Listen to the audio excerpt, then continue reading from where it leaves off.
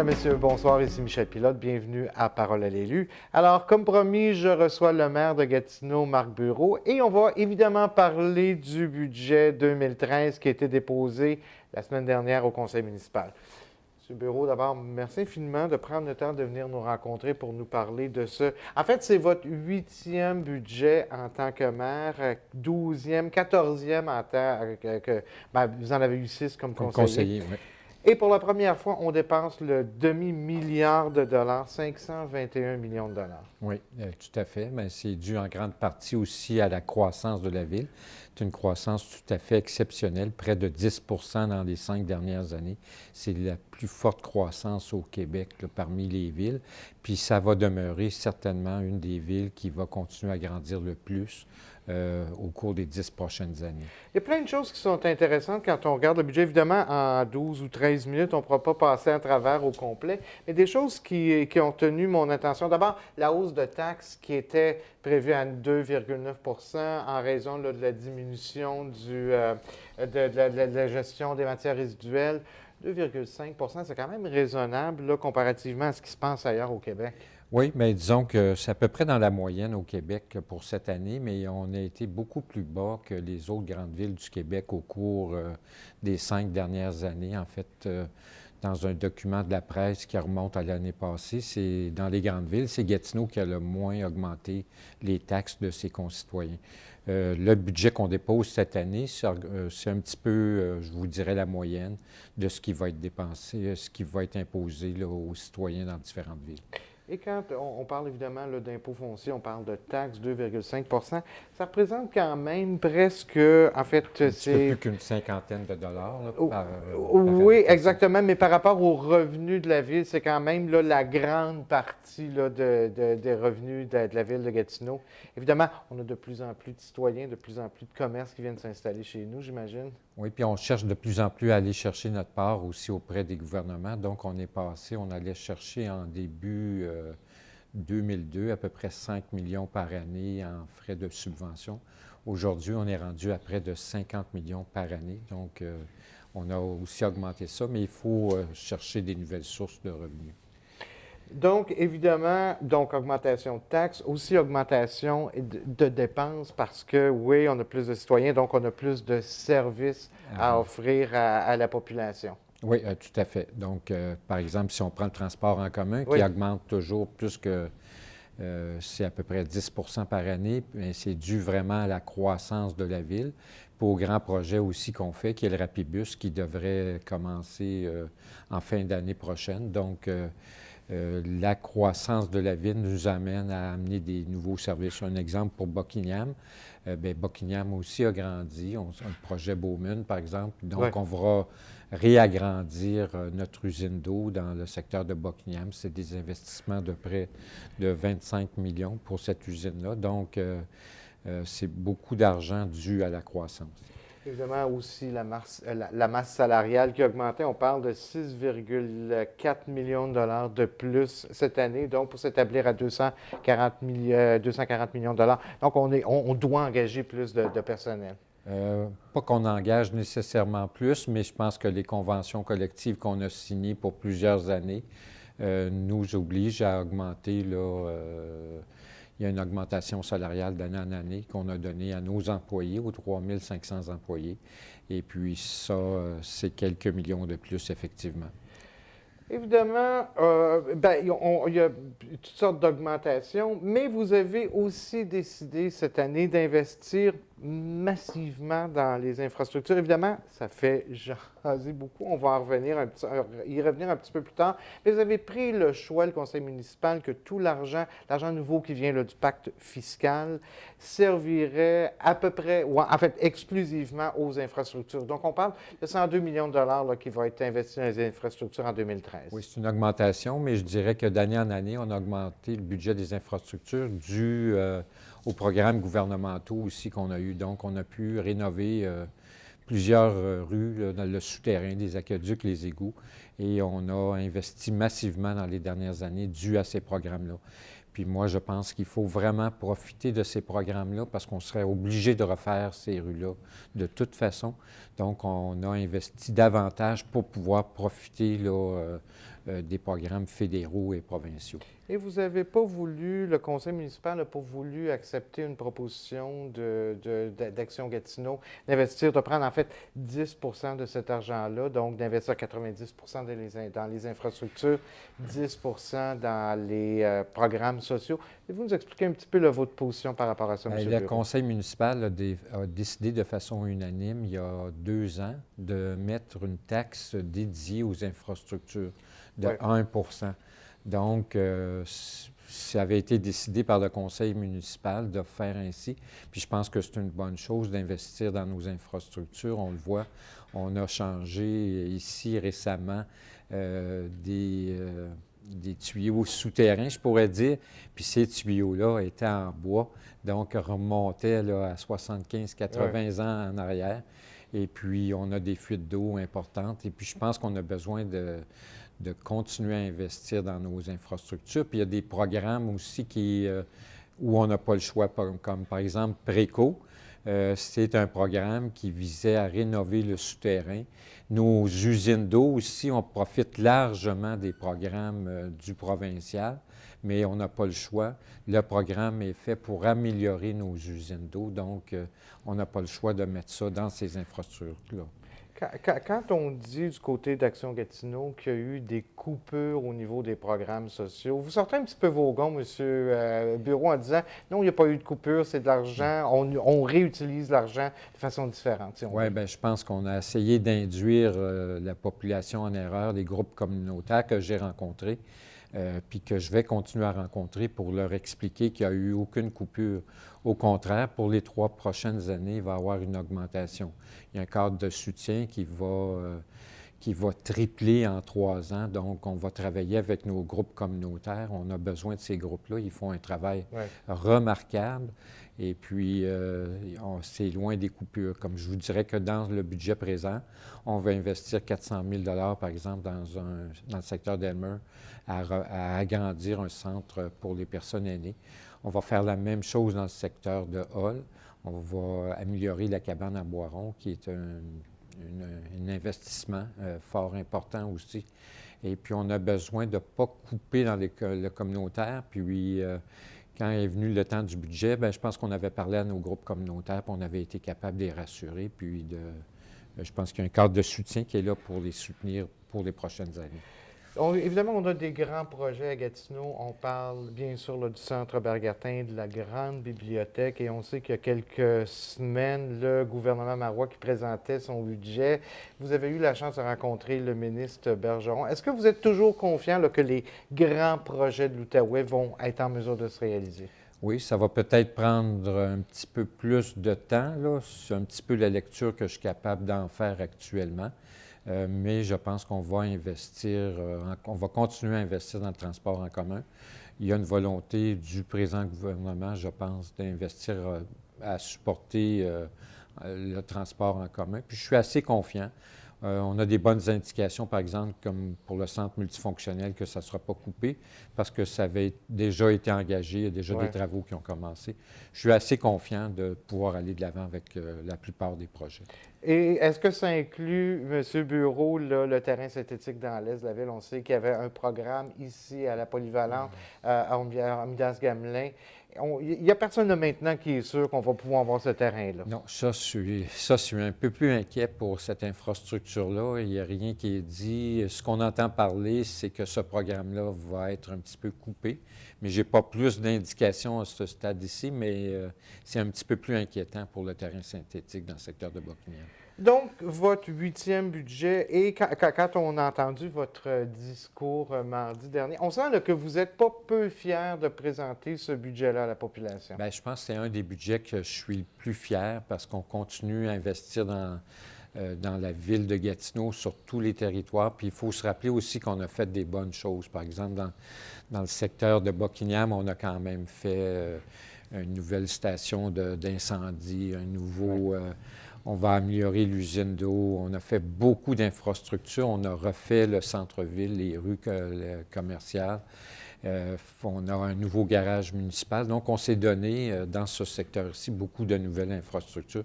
Puis, je pense qu'il faut continuer à le faire aussi. Et vous allez effectivement, là, quand on regarde là, les infrastructures, ce que vous allez dépenser au courant de l'année 2013, on voit par exemple là, que vous avez de l'argent. Une grosse augmentation, même pour le déneigement, on parle de 15,4 millions de dollars qui est déjà prévu pour le déneigement de l'année prochaine.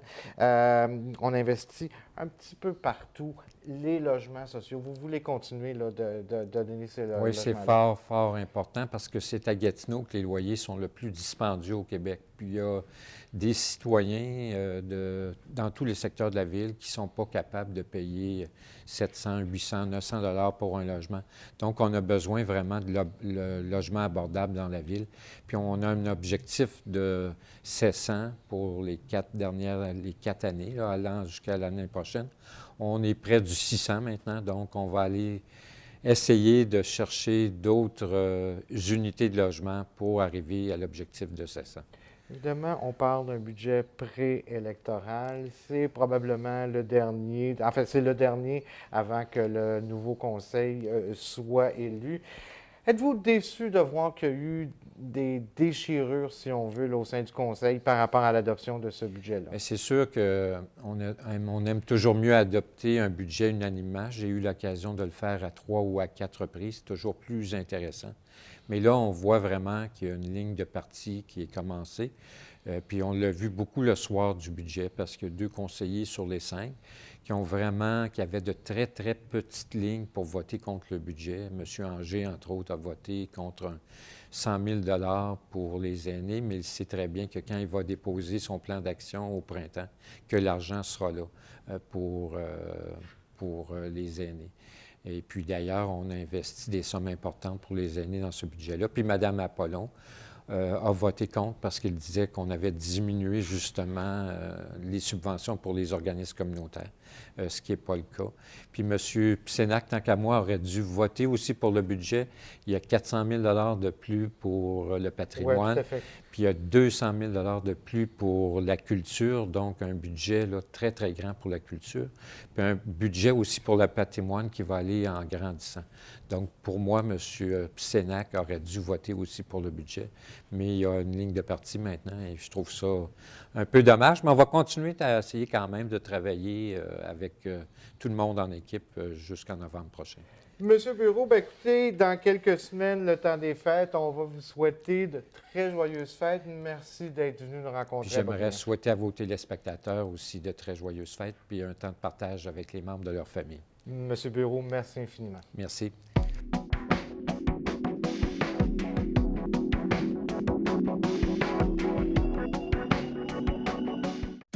Je m'appelle Clémence.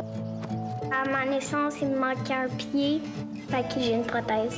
C'est très utile. Quand je suis à l'école, il n'y a rien que moi qui est amputé. Au séminaire, il y a des amputés de guerre. Je vois beaucoup de personnes qui sont comme moi. Je retrouve un peu ma deuxième famille. Quand je reviens du séminaire, je suis énergique. Il n'y a rien qui va m'arrêter parce que je suis une vainqueur. Le séminaire des amputés de guerre, on est une grande famille, on a toute hâte de se voir. Il y a des grands, il y a des petits, puis les grands apprennent des petits comme les petits apprennent des grands. J'ai toujours aimé prendre des photos. J'étais la photographe désignée de la famille. Quand j'ai voulu poursuivre ma passion, les amputés de guerre m'ont financé ma nouvelle prothèse. Pour moi, l'Association des amputés de guerre, ça m'a apporté d'être simplement bien avec moi-même. Je suis juste moi. Alors, on est de retour à Parole à l'élu et cette fois-ci, je reçois le conseiller du district de Buckingham, Maxime Pedneau-Jobin, qui, on le sait, est également le chef du parti Action Gatineau. Alors, M. Pedneau-Jobin, évidemment, on va continuer à parler de budget avec vous.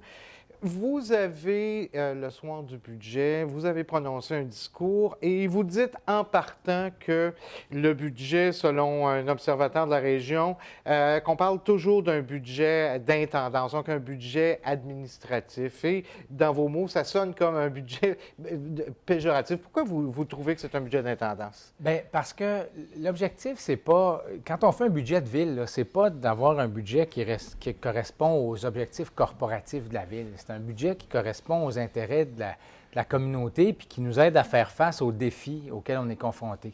La population vieillit, par exemple. On n'a jamais eu autant de familles, par exemple. Bien, ça, c'est des défis.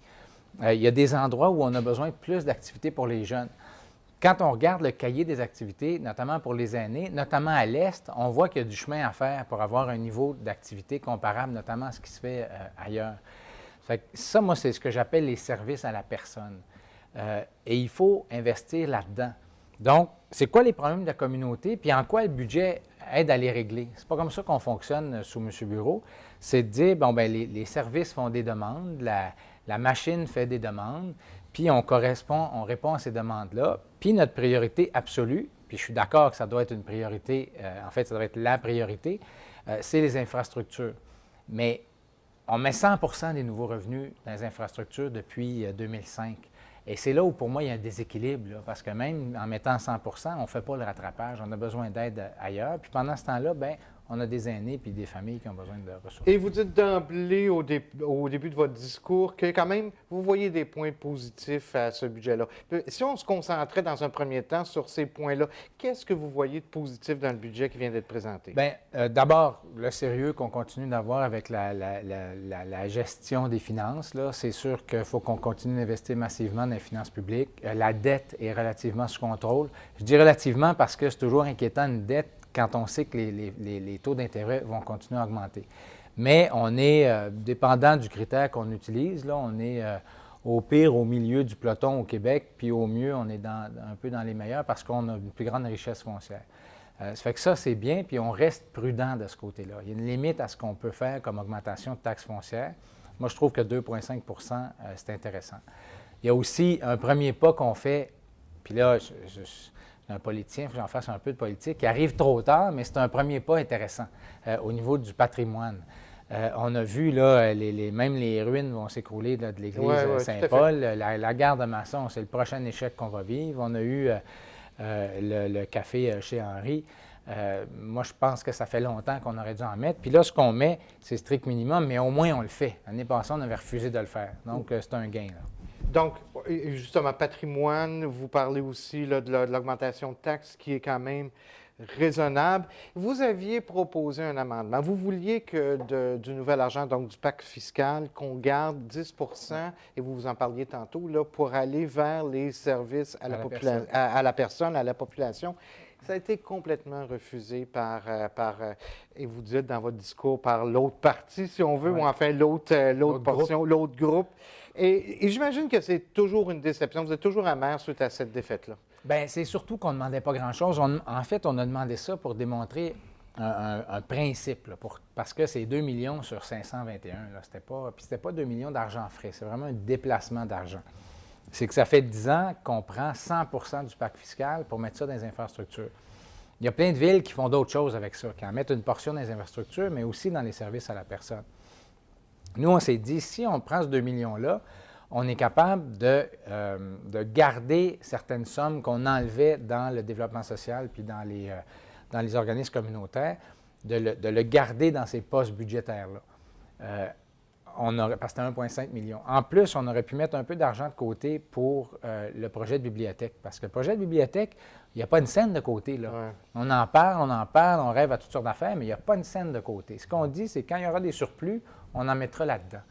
Ça fait que pour nous, c'était de démontrer que c'est possible de faire de revenir à des choix un peu plus équilibrés entre le service à la personne et les infrastructures. Au lieu de 100 c'était 90 ça laissait beaucoup aux infrastructures, mais ça a été rejeté. Évidemment, vous êtes aussi, et d'abord et avant tout, j'ai presque envie de dire, le conseiller du district de Buckingham. Il y a des choses qui viennent directement là, dans notre district à l'est de la ville, notamment au niveau des infrastructures. J'imagine comme conseiller, et si on oublie là, votre chapeau de chef d'Action Gatineau, il y a des choses qui vous plaisent là, pour le secteur comme tel ici. Oui, on investit à Buckingham dans des proportions que je pense qu'on n'aurait jamais pu faire dans l'ancienne ville, entre autres. On a une capacité fiscale importante. On continue le bassin Roméo-Lorrain. Il y a des gros investissements qui se font un peu partout à Buckingham. On est un des quartiers où il y a un rattrapage le plus grand à faire au niveau des infrastructures. Ça fait que ça, on continue de le faire, puis moi, je suis satisfait. Mais ces choix politiques-là, puis je devrais peut-être pas dire ça, mais peu importe qui on élit, là, on va avoir le même investissement. C'est la machine qui dit, bien, on a tel tuyau qui est à réparer, on a telle rue qui est à réparer, ça fait qu'il n'y a pas bien d'opposition à ça. On met 20 millions dans l'usine d'eau potable à Buckingham, puis les travaux commencent, là. C'est pas pour mes beaux yeux, là, c'est parce qu'on a besoin pour avoir de la qualité de l'eau pour notre monde. Fait qu'on aurait élu, en fait, n'importe qui à la mairie ou comme conseiller, c'est des dépenses qui auraient été faites. Est-ce que vous êtes en train de me dire que peu importe qui serait notre conseiller, on n'aurait pas eu donc... Bien, pour toute une série de dépenses, c'est vrai. Moi, je ne ferais pas semblant que la rénovation de l'usine, c'est moi qui l'ai eu. Là. On a un plan de rénovation des usines, puis elle était celle qui était due. Là. On avait fait Elmer, là, c'était notre tour. Fait qu'on pourrait faire semblant que c'est moi qui est allé chercher 20 millions, mais c'est pas vrai. Si la ville dépense des sous, la ville, on a des politiques, puis la marge de manœuvre qu'on a politiquement, nous autres, c'est sur une petite proportion. C'est vraiment parce que l'eau, on n'aura pas bien de chicane autour de la table. L'usine a besoin d'être retapée, on la retape, on va chercher de l'argent pour ça. C'est pour le reste. C'est sur la petite marge de manœuvre qu'on a, où là, il y a des chicanes politiques. C'est là où moi je dis, à un moment donné, les infrastructures, arrêtez, là, parce qu'il y a tout un paquet de décisions où on ne se chicanera pas, c'est clair. Mais il y a un pourcentage qu'on doit garder parce que ça prend plus d'activités pour les personnes âgées. Des fois, une piste cyclable qu'on aurait prévue de telle façon, mais ça prend des bancs. Une de mes assemblées de quartier, une personne âgée qui a dit ça, il dit « Moi, je ne me rends pas jusqu'au bout. J'ai besoin d'un banc de temps en temps pour pouvoir en profiter. » Bien ça, c'est toutes des dépenses qu'on ne ferait pas parce qu'on canalise tout notre argent sur la grosse infrastructure. Dans la première partie de notre émission, M. Bureau, qui reproche, entre autres, à Action Gatineau d'imposer une ligne de parti. En fait, vous êtes 5 conseillers. Les 5 conseillers ont voté contre, évidemment, le budget. Ligne de parti ou pas de ligne de parti? Parce que vous nous aviez dit qu'il y aurait certains dossiers où il y aurait une ligne de parti, d'autres où il n'y en aurait pas. Dans le cas du dossier, du budget, est-ce qu'il y avait une ligne de parti? C'est-à-dire que le budget, c'est la concrétisation d'une vision. Ça fait que si on vote dans le même sens que M. Bureau, ça donne un peu l'indication qu'on a la même vision. Nous, quand on a regardé le budget, on a regardé les grandes orientations d'Action Gatineau, puis on a dit, est-ce que ça se trouve dans le budget? Notre réponse, c'est non, on vote contre. Dans le même débat, M. Laframboise, qui est aussi dans le parti, conseiller à Elmer, qui dit, moi, je trouve qu'on en met trop dans le transport en commun. Bien, moi, je dis respectueusement, M. Laframboise, je pense que ce qu'on fait est tout à fait correct dans le transport en commun. Ça fait que là-dessus, il n'y a pas eu de ligne de parti, mais sur le budget lui-même, on a voté ensemble, parce qu'ensemble, on pense que ça ne correspond pas à la vision qui est la nôtre. Donc, sans ligne de parti, M. Bureau, pas nécessairement tort quand il dit qu'il y a au moins 2 ou 3 conseillers là, qui auraient peut-être voté pour le budget. Non, il y a complètement tort parce que c'est la vieille façon de voir les budgets. Quand on est tout du monde séparé, là, ce qu'on regarde, puis c'est ce qu'il dit d'ailleurs sur M. Pisenac, c'est qu'on regarde notre nombril. Là. M. Pisenac est responsable de la culture, il y a un petit pas en avant pour le patrimoine, on devrait voter pour le budget. Ce qu'il oublie, là, c'est que l'avantage d'un parti, c'est que nous, on regarde l'ensemble de la ville. Est-ce que, grâce à ce budget-là, on est mieux équipé pour aider la communauté à faire face au vieillissement de la population? La réponse, c'est non. Puis un gars comme M. Pisenac est capable de sortir de son nombril, de regarder les intérêts généraux de la ville, puis de dire, bien, moi, je vais voter contre le budget, même s'il y a quelques petits projets qui m'intéressent puis qui sont bons. Puis c'est une des choses qu'on veut changer. L'analyse d'un budget, c'est pas pour rien que les gens votent toujours pour le budget depuis des années. C'est parce qu'ils regardent ça. Le quartier, j'ai-tu mes petites dépenses à moi? Un maire est toujours capable d'aller régler ça. Là. Tu sais, si tu es contre le budget, on va te régler ton affaire. La différence avec nous, c'est que nous, on a une vision pour Gatineau. Ça fait, quand on regarde le budget, ce n'est pas juste nos petits intérêts, c'est est-ce que mes 250 membres auraient voté, auraient adopté ce budget-là? Puis dans ce cas-là, c'est clair qu'ils auraient voté contre. Évidemment, comme parti politique, vous souhaitez que lors de la prochaine élection, vous soyez élu comme maire, si c'est vous qui êtes le chef officiel du parti, mais vous souhaitez que Action Gatineau prenne le pouvoir. Et à quel genre de budget on aurait pu s'attendre si en 2012, vous étiez déjà au pouvoir? Qu'est-ce que vous auriez apporté de différent dans le budget cette année? Bien, il y a beaucoup de choses. D'abord, moi, je pense qu'il aurait fallu, plutôt que partir de nos petits intérêts, bien, nos petits intérêts sont importants, les intérêts de la ville, mais c'est quoi les intérêts de la communauté? Donc, pour moi, il y aurait eu plus d'argent dans les services à la personne. Il y a des projets qui, au lieu de le faire juste s'il reste de l'argent, il deviendrait une priorité. Pour moi, investir dans la bibliothèque, là, c'est la prospérité pour demain, c'est la prospérité pour l'avenir. Là, ce qu'on dit, c'est s'il reste de l'argent, on va en mettre dans la bibliothèque. Puis on sait que le projet, ça va être en quelques dizaines de millions, là. Mais à 6 millions de surplus par année, là, ça pourrait prendre quoi? 7, 8, 9 ans avant d'avoir de l'argent pour ça, alors que les bibliothèques, à Elmer, c'est déjà déficient, Bowater, c'est déjà déficient. On a, grâce à la bibliothèque centrale, on pourrait augmenter la participation. En tout cas, c'est des sujets comme ça où, pour moi, Action Gatineau aurait eu une approche complètement différente. Et j'imagine qu'on verrait beaucoup plus d'argent au niveau du patrimoine aussi. Vous Absolument. parlez justement de la politique un petit peu qui a été mis. Donc, j'imagine que la prochaine année, on commence à voir un petit peu plus là, la vision d'Action Gatineau qui devrait être présentée là, sous peu, j'imagine, à la population. Oui, bien, on a eu, en fait, il y a quelques jours, on a eu une troisième thématique sur la culture. On a 40 personnes qui ont parlé de ça. On est en train d'élaborer notre programme, puis on va rendre ça public au courant au début de l'année pour un congrès qui aurait lieu normalement en mars. Monsieur Pedneau-Jobin, écoutez, c'est la dernière émission de Parole à l'élu pour cette année, en fait, pour la saison. Alors, si vous permettez, je vais vous laisser le mot de la fin parce que j'imagine que vous avez envie de souhaiter vos vœux des fêtes à vos citoyens. Oui, moi, ce que je souhaite aux gens, c'est de profiter des fêtes, de profiter de ça en famille, de dire aux gens qu'on aime, qu'on les aime, puis vraiment là, de se retrouver parce qu'on a en tout cas, nous autres, pour moi, l'automne a été intense. Puis je pense qu'on a des vies qui sont rapides, fait que de vraiment profiter du temps des fêtes pour se regrouper là, en famille. Et j'imagine que c'est ce que vous allez faire avec votre petite famille. Tout à fait. Monsieur Pedneau-Jobin, merci infiniment pour toutes les entrevues que vous nous avez accordées cette année. Alors, on se revoit en janvier prochain avec d'autres émissions. Évidemment, on va continuer de rencontrer les élus du secteur. Mon nom est Michel Pilote, au nom de toute l'équipe. Passez une bonne fin de soirée sur nos ondes et un joyeux temps des fêtes.